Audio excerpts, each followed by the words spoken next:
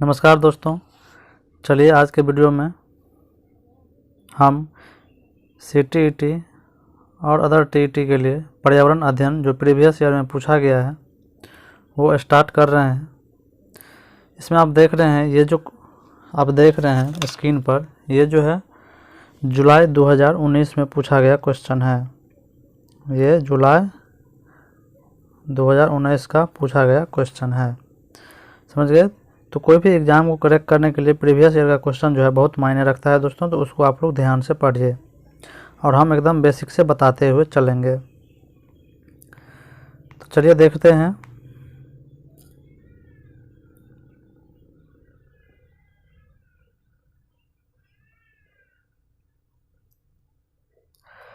तो चलिए स्टार्ट करते हैं। 61 नंबर क्वेश्चन, पर्यावरण अध्ययन में बच्चों को जोड़ने की सबसे प्रभावशाली युक्ति है। तो इसमें 4 ऑप्शन दिया गया है, इसमें से सबसे अच्छा ऑप्शन हमें ढूंढना है। तो पहला में है शिक्षक द्वारा व्याख्याएं, तो ये हमें व्याख्या नहीं देना है प्राइमरी बच्चों को। कक्षा निर्देशन होगा, ये भी नहीं होगा। 4 में पाठ्य पुस्तक का पठन, ये भी नहीं होगा। तो किस्से और कहानियाँ जो है पर्यावरण अध्ययन को बच्चों को पर्यावरण अध्ययन से जोड़ने के लिए बच्चों को ये बहुत प्रभावशाली युक्ति है। तो इसका ऑप्शन नंबर 3 हो जाएगा। तो देखिए, कहानियाँ और किस्सा जो है ये क्या करती है कि हमें जो है प्रेरणादायक बच्चों को जो है हमें पर्यावरण में जो है कहानी और किस्से जो सुनाना है, वो हमें प्रेरणादायक कहानी और किस्से सुनाना चाहिए। ये जो है कहानी और किस्से जो है ये हमें रोज़मर्रा के जीवन से क्या करती है, जोड़ती है और मनोरंजन देती है। और ये जो है किस्से और कहानियाँ जो हमें नए नए विचार को जो है सोचने में क्या करती है, सीखने में प्रेरणा प्रदान करती है और मदद करती है। देख लिया 61 क्वेश्चन। अब 62 देखते हैं। निम्नलिखित में से कौन सा एक पर्यावरण अध्ययन के संबंध में सच नहीं है। नहीं वाले ऑप्शन ध्यान से देखिएगा दोस्तों, नहीं पर अंडरलाइन किया रहता है। इसमें जो है 3 सही होगा और 1 गलत होगा। तो पहला ऑप्शन देखते हैं। पर्यावरण अध्ययन बच्चों को अपने परिवेश को खोजने का अवसर देता है, ये सही है, अवसर वाला उत्तर होता है। हमें गलत ढूंढना है। पर्यावरण अध्ययन वर्णनों और परिभाषाओं पर बल देता है, ये NCF इसको हरगिज नहीं मानता है। परिभाषा को NCF और रटने को जो है जो इस पर क्या करे, उसका विरोध किया है। 3 में पर्यावरण अध्ययन की प्रकृति एकीकृत है, सही बात है। प्राइमरी में जो है एकीकृत है, उसके बाद अलग अलग होती है। 4 में पर्यावरण अध्ययन बाल केंद्रित अध्ययन है, ये भी सही है। इससे आपका पैडागोजी पूर्ण रूप से क्लियर होता चलेगा दोस्तों, हम क्लियर करते चलेंगे, समझ गए। परिभाषा पर जो है NCF पूर्ण रूप से परिभाषा का जो है विरोध करता है, रटने का विरोध करता है। वो कहती है कि बच्चों को जो है हमें बाहरी जीवन से जोड़ना है, समझ गए, और करके सीखने पर वो बल देती है। चलिए अब 63 नंबर देखते हैं।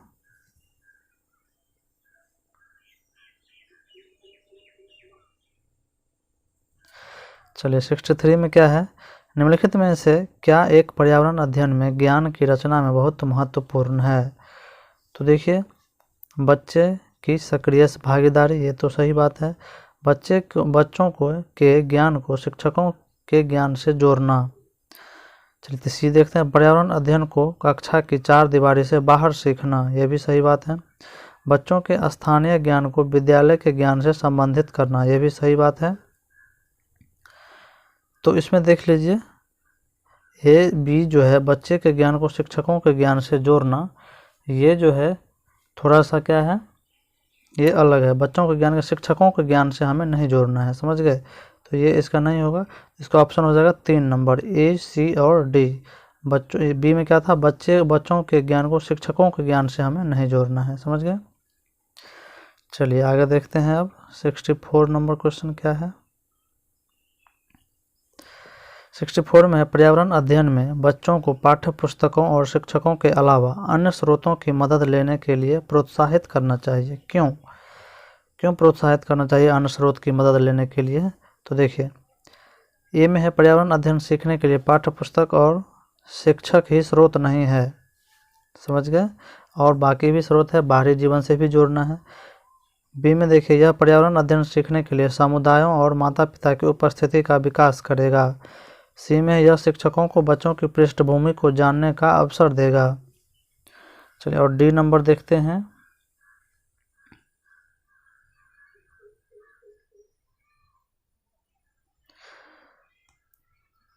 डी में देखिए, यह बच्चों के सौहार्द, सौंदर्यगत और मनोक्रियात्मक कौशल का विकास करेगा। तो इसमें जो है ये तो होगा ना, यह बच्चों को सौंदर्यगत और मनोक्रियात्मक कौशल का विकास करेगा। इसमें जो है जो ये ऑप्शन जो देख रहे हैं दोस्तों, ये तीनों ऑप्शन, ये जो है तीनों ऑप्शन बेटर है। पर्यावरण अध्ययन सीखने के लिए पाठ्य पुस्तक और शिक्षक ही स्रोत नहीं है, इसके बाहर भी हमें जाना है, अपने बड़े बुजुर्ग से भी सीखना है। बाहर NCERT ये यही कहती है कि बच्चों को जो पाठ्य पुस्तक है उससे बाहर के जीवन से हमें जोड़ना चाहिए। पाठ्य पुस्तक ही एकमात्र स्रोत नहीं है, शिक्षक ही नहीं है, बाकी और जो समाज में है, समाज के सदस्य है, बड़े बुजुर्ग है, और वो भी हमारे क्या है, पर्यावरण के अध्ययन सीखने के मतलब वो काम आ सकते हैं। बी में है, यह पर्यावरण अध्ययन सीखने के लिए समुदाय और माता पिता की उपस्थिति का विकास करेगा, ये भी सही है।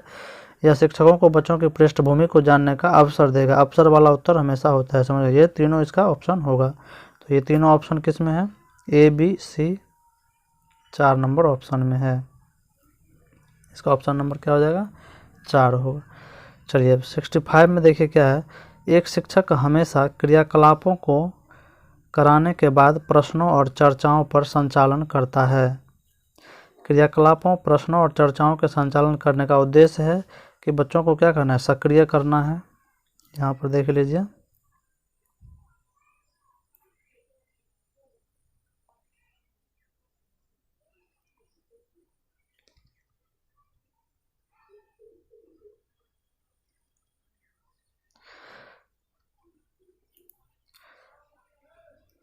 चलिए 65 नंबर क्वेश्चन देखिए, एक शिक्षक हमेशा क्रियाकलापों को करने के बाद प्रश्नों और चर्चाओं का संचालन करता है। इससे होता क्या है कि बच्चे कितना सीखा है और उसको प्रश्न करने का हम अवसर देते हैं, खुद से करने का अवसर देते हैं। तो देखते हैं इसमें क्या है, क्रियाकलापों, प्रश्नों और चर्चाओं के संचालन करने के उद्देश्य क्या है।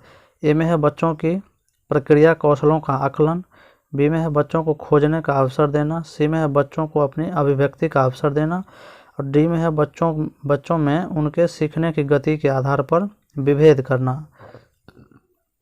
तो ये जो है 65 का जो है डी नंबर ऑप्शन नहीं होगा, बच्चों को जो है बच्चों में विभेद नहीं करना है।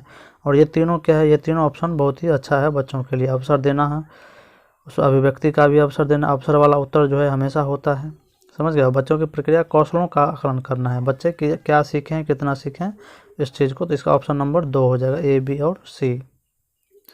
चलिए अब 66 देखते हैं क्या है।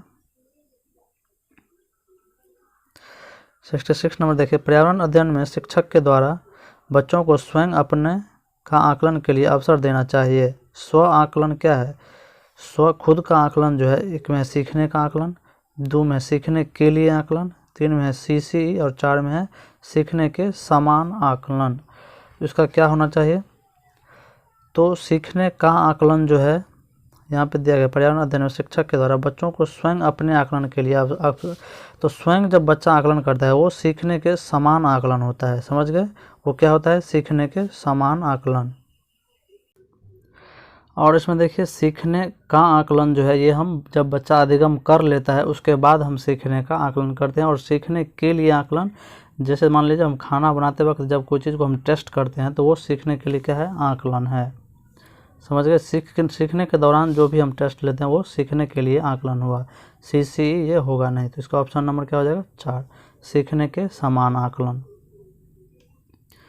66 नंबर क्वेश्चन देखिए, 67 नंबर, एक शिक्षक खाना किस प्रकार से खराब होता है उस पर एक प्रयोग करता है। शिक्षक बच्चों के समूह बनाकर उनको प्रयोग से संबंधित सामग्री देता है। शिक्षक बच्चों के समूह क्यों बनाता है, तो ए में यह सहपाठी अधिगम का समर्थन करता है, बी में यह बच्चों की सामाजिक अंतःक्रिया में सुधार करता है। तो समूह क्यों बनाता है ये देख लीजिए यहाँ पर, और ऑप्शन होगा, तो सी में देखिए क्या है, समूह अधिगम बिना बोझ के पर्यावरण अध्ययन के अधिगम का प्रभावशाली तरीका है, ये भी सही ऑप्शन है। और डी में है कक्षा में अनुशासन को बनाए रखने के लिए समूह में अधिगम एक महत्वपूर्ण युक्ति है। तो इसका 67 का ऑप्शन नंबर क्या हो जाएगा, A और B होगा, समझ गए, केवल A और B। 67 का क्या हो जाएगा, केवल A और B। तो यहाँ पर देखिए क्या पूछ रहा है, शिक्षक बच्चों के समूह क्यों बनाता है। तो यहाँ पर क्या था, यह सहपाठी अध्ययन का समर्थन करता है और यह बच्चों की सामाजिक अंतःक्रिया में सुधार करना चाहता है। तो चलिए ये समझ गए आप लोग। चलिए आगे देखते हैं। यहाँ पर यही दोनों इसका सबसे बेहतर आंसर है। यहाँ पर आप देख सकते हैं कि बोला गया है कि अधिगम, यहाँ पर समूह अधिगम बिना बोझ के पर्यावरण अध्ययन का, तो ये इसका होगा नहीं, ये इसका नहीं होगा। कक्षा में अनुशासन बनाए रखने के लिए ये भी नहीं होगा, समझ गए। चलिए अब 68 नंबर देखते हैं। निम्नलिखित में से क्या पर्यावरण अध्ययन में आकलन के लिए संकेतक नहीं होना चाहिए। याद करने का तो एनसीएफ इसका विरोध करता है। प्रश्न पूछना, उसके बाद 3 में न्याय और समानता के प्रति सरोकार, और 4 में है सहभागिता। क्वेश्चन है निम्नलिखित में से क्या पर्यावरण अध्ययन में आकलन के लिए संकेतक नहीं होना चाहिए। तो याद करना जो है ये हमें लगता है नहीं होना चाहिए। याद करना ये इसका तो विरोध करती है एनसीएफ, रटने का विरोध करती है, परिभाषा का विरोध करती है। तो ये तीनों ऑप्शन सही है। 68 का क्या हो जाएगा, 1 होगा। कौन सा नहीं पूछ रहा है, तो ये 1 नंबर इसका ऑप्शन होगा।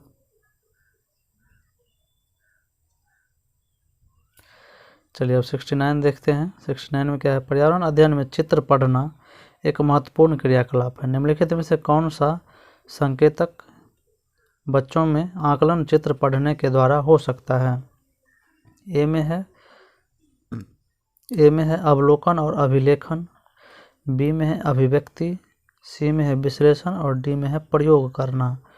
तो इसका क्या होना चाहिए ऑप्शन, अवलोकन तो होगा ही। पर्यावरण में जब कोई भी चित्र को पढ़ेगा तो अवलोकन और अभिलेख करेगा, अभिव्यक्ति खुद को अभिव्यक्त करेगा, और सी में है विश्लेषण करेगा, उसको समझाएगा, और प्रयोग जो है इसमें चित्र पढ़ने में प्रयोग नहीं होगा, ठीक है। तो इसमें इसका ऑप्शन क्या हो जाएगा, ए, बी और सी ऑप्शन हो जाएगा। चलिए 70 में रेटिंग स्केल में कौन सी तकनीक का उपयोग होता है। तो रेटिंग स्केल में जो है किसकी अभिव्यक्ति होती है, तो अवलोकन होती है। रेटिंग स्केल में क्या होती है, अवलोकन होती है। इसमें हम क्या करते हैं, बच्चों के दिन प्रतिदिन की क्रिया को क्या करते हैं, अवलोकन करके उसको क्या करते हैं, लिखते हैं, समझ गए। 71 देखिए, निम्नलिखित में से कौन पर्यावरण अध्ययन का उद्देश्य नहीं है। एक में है बच्चों को नहीं वाला है, तो इसमें 3 ऑप्शन सही होना चाहिए, एक गलत होगा, इसमें गलत हमको ढूंढना है। एक में बच्चों को स्वयं अपने हाथ से कार्य करने और खोजने क्रियाकलाप से जोड़ना, ये सही है। बच्चों को पाठ्य पुस्तक एवं परिभाषाएं, जब ये परिभाषा आया इसको हम गलत कर देंगे, क्योंकि एनसीएफ परिभाषा का विरोध करती है, समझ गए। तो यहीं पे मिल गया हमको 71 का क्या हो जाएगा, 2 नंबर इसका ऑप्शन हो जाएगा। 3 में देख लिया, बच्चों में जिज्ञासा और सृजनात्मकता का पोषण करना, ये सही बात है, इसको पोषण करेंगे हम, पोषण मतलब बढ़ाएंगे। और 4 में परिवेशीय मुद्दों पर जागरूकता का विकास करेंगे, ये भी सही है। तो इसका ऑप्शन क्या हो जाएगा, 2 नंबर जो है इसका गलत है। चलिए अब 72 देखते हैं। चलिए अब कंटेंट आया है, देख लीजिए।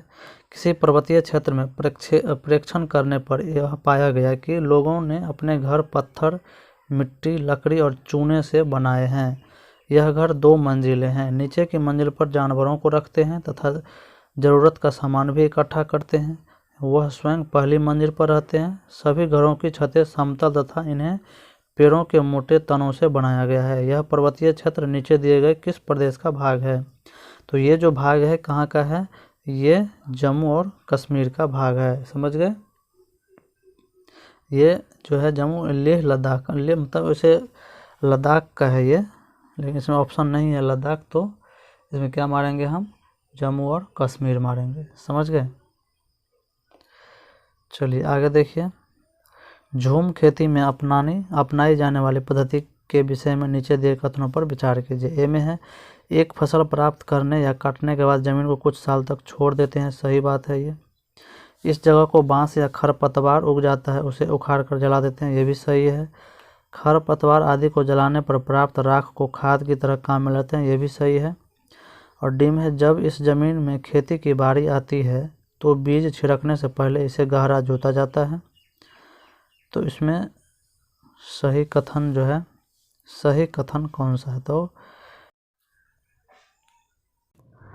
देखिए दोस्तों, इसमें जो है सभी ऑप्शन सही लग रहा है हमको। तो तो इसमें जो है ये डॉट है क्वेश्चन, इसका हमका सभी आंसर जो है इसका सही लग रहा है।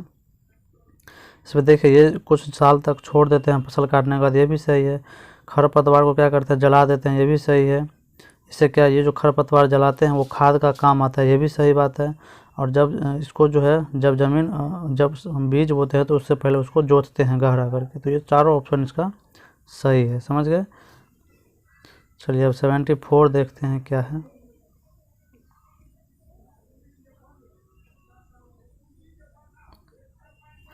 74 देखिए, केंचुओं को किसानों का मित्र माना जाता है, इसके लिए निम्नलिखित में से कौन सा सही है। केंचुए मृत पत्तियों और पौधों को खाते हैं तथा इसके मल से जमीन उपजाऊ होती है, सही है। केंचुए खरपतवार खाते हैं जिससे मुख्य फसल की रक्षा होती है, ये खरपतवार नहीं खाता है, समझ गए। केंचुए जमीन में छेद बनाते हैं जिससे जमीन क्या पोली होती है, यानी सही बात है। इससे पोली मतलब छेद की तरह ऊपर से पानी तब अंदर जाता है, समझ गए। डी में केंचुए द्वारा बनाए गए छेदों से जमीन को आसानी से हवा और पानी मिल जाता है, ये भी सही है। तो ए सी डी इसका सही ऑप्शन है। तो ए सी डी जो है ये 1 नंबर ऑप्शन में है, समझ गए। केंचुआ को किसान का मित्र भी बोला जाता है, याद रखिएगा। चलिए 75 नंबर क्वेश्चन देखते हैं। आदिवासी हजारों साल पहले से कांसे यानी ब्रॉन्ज की चीज़ें बनाते आए हैं, आज भी हमारे घरों में कांसे का उपयोग होता है। कांसे के विषय में निम्नलिखित में से कौन सा कथन सही है। तो कांसा जो होता है दोस्तों कॉपर और टीन का मिश्रण होता है। तो कॉपर और टीन देखिए किसमें है, यह तांबे तथा टीन का मिश्रण है, ये 2 नंबर ऑप्शन में है, समझ गए। और सब इसका नहीं होगा। चलिए 76 देखें, नारियल डली हुई किसी भी करी के साथ उबला हुआ टेपियोका निम्नलिखित में से किसका प्रिय भोजन है। तो ये केरल का प्रिय भोजन है, समझ गए। चलिए अब आगे देखते हैं 77 नंबर।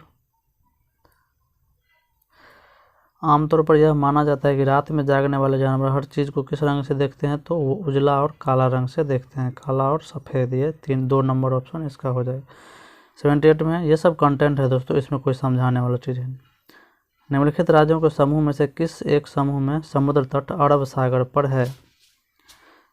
किसका जो है अरब सागर पर, देखिए भारत के जो है मतलब पश्चिमी साइड में जो है अरब सागर है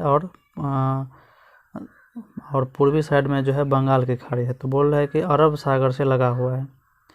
तो अरब सागर से लगा हुआ है, देखिए इसमें आंध्र प्रदेश जिसमें ये तो कट जाएगा, ये ऑप्शन कट गया क्योंकि आंध्र प्रदेश इस साइड है बंगाल की खाड़ी तरफ। आंध्र प्रदेश इसमें भी है, ये भी कट जाएगा। तो अगर देखिए इसमें है ऊपर में पश्चिम बंगाल है, ये भी कट जाएगा। तो इसका ऑप्शन नंबर क्या हो जाएगा, 3 हो जाएगा। 76 का क्या हो जाएगा, 78 का है ना, 78 का क्या हो जाएगा, कर्नाटक, केरल और गुजरात। ये क्या है, अरब सागर के समुद्र तट के किनारे है, समझ गए। ऑप्शन काट सकते हैं आप, जब ये मैप याद रहेगा तो आप ऑप्शन आराम से काट सकते हैं।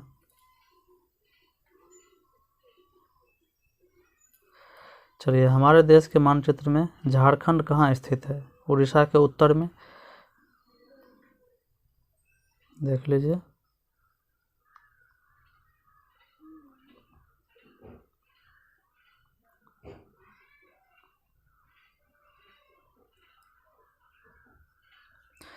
चलिए यहाँ पर देखिए बिहार झारखंड है, उड़ीसा यहाँ पर है, समझ गए। तो उड़ीसा के उत्तर में, उत्तर तो है सही है। छत्तीसगढ़ के यहाँ पर भी छत्तीसगढ़ है। छत्तीसगढ़ का दक्षिण तो नीचे हो जाता है, तो ये छत्तीसगढ़ तो होगा नहीं। दक्षिण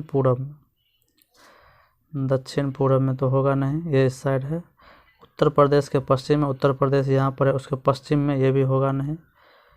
पश्चिम बंगाल के पूरब में, पश्चिम बंगाल यहाँ पर है, तो उसके पूरब में इस साइड तो होगा नहीं। तो ये क्या हो जाएगा, 1 नंबर हो जाएगा 79 का। तो समझ गए इसका क्या हो जाएगा, उड़ीसा के उत्तर में जो है ये झारखंड है। चलिए 80 नंबर देखते हैं। निम्नलिखित में से क्या पेट्रोलियम से प्राप्त होती है। ग्रीस, कोयला, डीजल और मोम। तो कोयला जो है ये पेट्रोलियम से प्राप्त होती है। ग्रीस, डीजल तथा मोम जो है पेट्रोलियम से प्राप्त होने वाला, वो बोल रहा है यहाँ पे नहीं है, सॉरी दोस्तों। चलिए 80 नंबर क्वेश्चन देखते हैं। निम्नलिखित में से कौन सा पेट्रोलियम से प्राप्त नहीं होता है। ये ग्रीस, डीजल और मोम जो है ये पेट्रोलियम से प्राप्त होता है। कोयला जो है पेट्रोलियम से प्राप्त नहीं होता है, ये जो है ज़मीन के अंदर से प्राप्त होता है, ये कार्बनिक पदार्थ है, समझ गए। चलिए 81 में देखिए, निम्नलिखित में से त्योहारों में के उस समूह को चुनिए जो पूर्णिमा में मनाया जाता है। तो देखिए दोस्तों, आप छांट सकते हैं इसमें किस तरह से। तो होली, रक्षाबंधन, गुरु नानक जन्म दिवस। तो होली जो है दोस्तों, आपको ये आप एक चीज़ देख लीजिए इसमें 81 में आप देख सकते हैं कि ये जो होली है ये पूर्णिमा के दिन, और रक्षाबंधन भी जो है पूर्णिमा के दिन, और गुरु नानक जन्म दिवस ये भी पूर्णिमा के दिन होता है। और दीपावली देखिए, दीपावली अंधेरा के दिन होता है, तो ये अमावस्या दिन हो गया, ये कट गया। इसमें भी दीपावली है, ये अमावस्या के दिन होता है, ये भी कट गया। और देखिए यहाँ पे महाशिवरात्रि, ये भी अंधेरा होता है, इस दिन अमावस्या के दिन होता है, ये भी क्या हो गया, कट गया। तो ये तीनों ऑप्शन उसी तरह से कट गया। तो ऑप्शन एक नंबर इसका हो जाएगा, होली, रक्षाबंधन और गुरु नानक जन्म दिवस। चलिए 81 देख लिया, अब 82 देखते हैं। हमारे देश में एक जंगल में उस जंगल के लोगों को खेती के लिए जमीन ग्राम सभा द्वारा एक विशेष मात्र यूनिट अथवा इकाई में जिसे टीन कहते हैं आवंटित की जाती है। टीन क्या है? तो वह भूमि जिससे कोई किसान एक टीन बीज उत्पन्न करता है, वह भूमि का मात्रक है जिसकी अभिकल्पना विशेष रूप से जंगल के किसानों के लिए की जाती है। वह भूमि जिसकी बीमाएँ 100 मीटर गुने 100 मीटर है, वह भूमि जिस पर कोई किसान एक टीन बीज बोता है। तो ये हो गया इसका ऑप्शन नंबर हमको 4 लग रहा है। एक टीन बीज का मतलब हो गया एक टीन उसको बीज दिया जाता है, एक टीन बीज जितना में होगा वो बोएगा, वह भूमि जिस पर एक टीन बीज वो बोएगा। समझ गए? चलिए दोस्तों 83 नंबर क्वेश्चन देखते हैं। आप एक्स पर स्थित हैं, यहाँ पर ये बहुत ही अच्छा क्वेश्चन है। यहाँ पर मान लीजिए ये एक्स है, ठीक है, तो अतः यहाँ पर, और वाई पर क्या है, विद्यालय है। यहाँ से क्वेश्चन है, आप पहले ए पर जाते हैं जो एक्स के ठीक उत्तर में 30 मीटर पर है। यहाँ पर मान लीजिए ए है, ये 30 मीटर है। फिर बोल रहा है बी पर जाते हैं जो ए से ठीक पश्चिम में 40 मीटर पर है। यहाँ बी है, ये 40 मीटर है। उसके बाद ठीक ए से ठीक पश्चिम में 40। फिर जो है आप सी पर जाते हैं जो बी के ठीक उत्तर में 30 मीटर है। बी के ठीक उत्तर में क्या है, ये 30 मीटर है, ये सी है। अब यहाँ पर देखिए, और अंत में आप वाई पर अपने विद्यालय पहुँचते हैं जो सी के ठीक पश्चिम में 40 मीटर की दूरी पर है। यहाँ पर आप वाई पर हम आ गए। विद्यालय के सापेक्ष में आपके घर की सही दिशा, ये विद्यालय है और ये घर है, तो विद्यालय के सापेक्ष में पूछ रहा है, तो ये आपका क्या होगा, ये दिशा जो है कौन सा हो जाएगा, ये देख लीजिए पूरब और दक्षिण होता है, पूरब और दक्षिण। तो दक्षिण पूरब देख लीजिए 2 नंबर ऑप्शन में है, तो दक्षिण और पूरब इसका क्या हो जाएगा, ऑप्शन हो जाएगा। समझ गए? इसमें बहुत बच्चे कंफ्यूज करते हैं, सापेक्ष जिसका बोलेगा उसी के दिशा में हम लेंगे, ना कि पिछला बार बहुत विद्यार्थी गलत किया था, यही क्वेश्चन सेम आया था, ऐसा ही क्वेश्चन। तो यहाँ से कितना विद्यार्थी इसके सापेक्ष में लेकर के आंसर गलत कर दिया, पूछा था विद्यालय के सापेक्ष में। चलिए अब 84 नंबर क्वेश्चन देखते हैं। यहाँ बोल रहा है कि कोई लड़का मडगांव से 30 जून 2019 को किसी रेलगाड़ी में सवार हुआ। यह रेलगाड़ी 9:45 यानी सुबह में मडगांव से चली। 9:45 यानी कि अगर रेलवे टाइम के अनुसार अगर ये PM में रहता तो यहाँ पे 12 और 9 जोड़ देता, समझ गए, 19:45 हो जाता, ठीक है, 12 9 21:45 हो जाता, ठीक है। तो ये क्या है, AM में है, सुबह का समय है, तथा अगले दिन 7:15 बजे सुबह में जो है नागरकोइल पहुंची। यदि इस समय अंतराल में रेलगाड़ी द्वारा तय की गई दूरी 1140 किलोमीटर है तो रेलगाड़ी की औसत चाल ज्ञात करें। तो इसमें हम क्या पहले दूरी दिया गया है, चाल निकालने के लिए क्या होता है, दूरी बटा समय। चाल बराबर क्या होता है, दूरी बटा समय। दूरी कितना दिया हुआ है, 1140, और समय हमें निकालना है। तो एक दिन का समय पहले आप निकाल लीजिए। सुबह में 9:45 में चला तो भर दिन कितना चला, तो पूरे दिन 24 घंटा का होता है। 24 घंटा में से आप 9:45 को घटा लीजिए, तो इसमें हो जाएगा, यहाँ पे 0 रहता है तो इसमें से एक घंटा, एक मतलब यहाँ मिनट हम ले लेते हैं, तो 10 में से 5 गया तो 5, और यहाँ पे 5 में से 4 गया 1, यहाँ पे बच गया 13, 13 में से 9 गया तो 4, यहाँ बच गया 1। 14 घंटा 15 मिनट आज एक दिन चला, यानी 30 तारीख को, और अगले दिन जो है 7:15 पर पहुंच गया। तो अगला दिन चला कितना, तो वो पूरा का पूरा 7 घंटा 15 मिनट चला। तो ये कितना हो गया, 7 4 11, एक हासिल एक और एक 21.5 मतलब घंटा वो टोटल चला। तो इसको आप लिख सकते हैं, मतलब 21 गुने 1/2 लिख सकते हैं, या नहीं तो आप इसको 1140/21.5 लिख सकते हैं। इसको उड़ाइएगा तो यहाँ पे क्या हो जाएगा, 10 से गुना हो जाएगा। तो इसमें क्या हो जाएगा, और इसको गुना करके जो भी आएगा तो आपको इसको काट सकते हैं। अगर और इसमें करिएगा तो ये 2 से ऊपर, ये 2 ऊपर चल जाएगा तो 2 से ये 2 से क्या हो जाएगा, इसमें गुना हो जाएगा। तो इसको 21 से फिर भाग देना पड़ेगा, ठीक है। यहाँ पे 2 से गुना हो जाएगा, फिर 21 से भाग दीजिएगा तो आपको आएगा इसमें 53 दशमलव कुछ आएगा, ठीक है। तो यहाँ पे अप्रोक्सीमेट 53 किलोमीटर पर घंटा इसका आंसर हो जाता है, समझ गए। चलिए अब 85 नंबर क्वेश्चन देखते हैं। पर्यावरण अध्ययन में संकल्पनाओं और मुद्दों को विज्ञान और सामाजिक विज्ञान विषय के रूप में नहीं रखा गया है, क्यों। यानी पर्यावरण के अध्ययन में संकल्पनाओं को, मुद्दों को विज्ञान और सामाजिक विज्ञान, ये जो है प्राइमरी में नहीं रखा गया। ये प्राइमरी के बाद जो है 5 क्लास के बाद जो इसको अलग अलग कर दिया गया है। यहाँ पर देखिए बोल रहा है कि विज्ञान विषय के रूप में नहीं रखा गया है, तो ऐसा क्यों।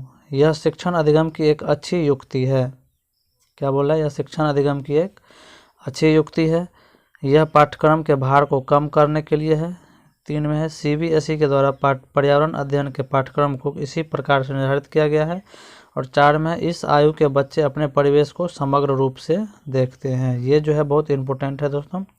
बच्चा जो है शुरुआत में जो है अपने पर्यावरण को क्या करता है, सभी चीज़ को, अपने परिवेश को क्या करता है, वो समग्र रूप में देखता है। इसीलिए इसको जो है संकल्पनाओं मुद्दों को विज्ञान और सामाजिक विज्ञान के विषय के रूप में नहीं रखा गया, सबको एक साथ मिला करके रखा गया है। चलिए अब 86 देखते हैं क्या है। 86 दे, नीचे दिए गए शहरों में किस एक में रेत के पहाड़, जिन्हें रेत के टीले कहा जाता है, पाए जाते हैं। रेत के टीले जो दोस्तों है ये अबू धाबी में पाए जाते हैं। कहाँ पर, अबू धाबी में पाए जाते हैं। यहाँ पे खजूर जो है बहुत होता है।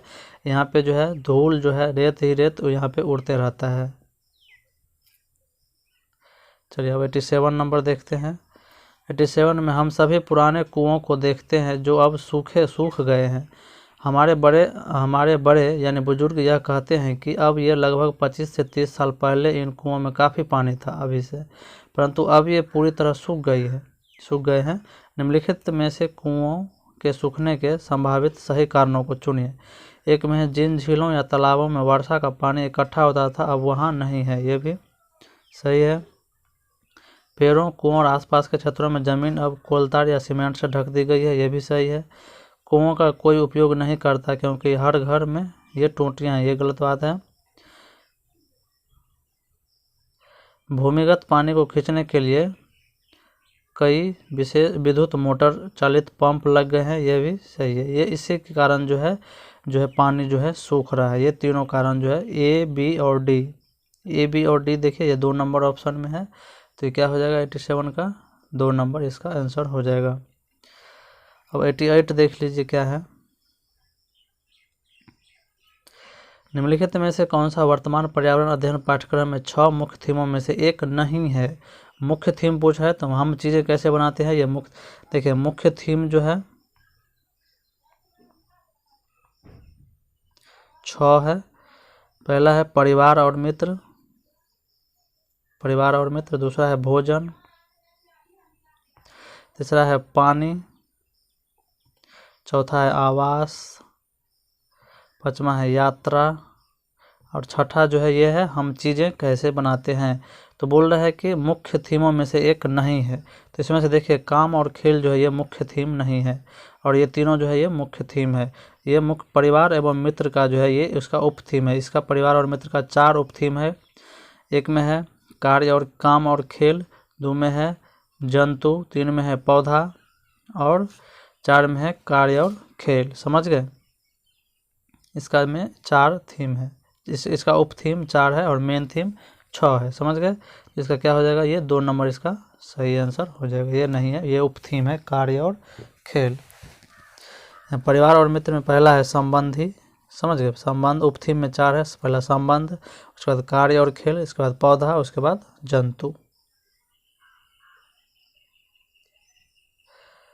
चलिए यहाँ पर हम लिख देते हैं, देख लीजिए।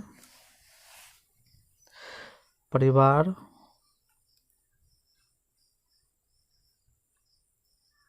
एवं मित्र, इसका भी क्या है, 4 जो है मेन उपथीम है। पहला तो है संबंध,